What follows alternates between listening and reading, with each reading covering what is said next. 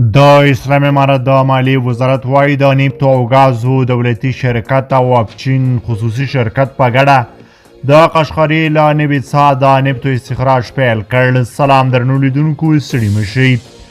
د دې مطلب پوره جزئیات راسره هم دې ویډیو کې وګورئ او که چیرې مو زموږ یوټیوب چینل نه وي سبسکرایب کړی نو د تازه پر وخت د خبرونو او مطالبو لپاره در سره سبسکرایب کړئ.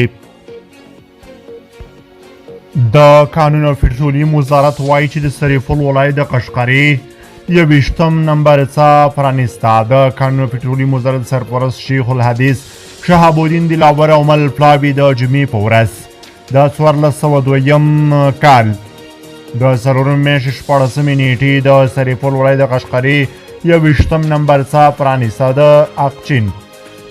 د اپچین شرکت رئیس ښاغلي شیجی چنګ د سرپل مرستیال ولی مولوي د مولا نادر حقجو مالیې وزارت مالی اداري مرستیال مولوي حمدالله زاهد د یاد ولایت امنیه قمندان مولوي عبدالبصیر مظهر سیمه چارواکو او د سیمې اوسیدونکو ګډون درلود.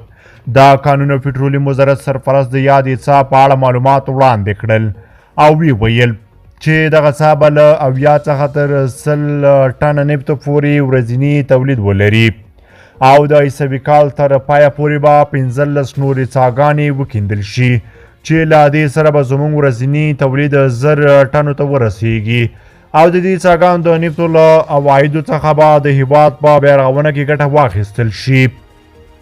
نوموړي له کورنیو او بهرنیو پانګوال څخه وغوښتل چې په دې برخه کې پانګونه وکړي.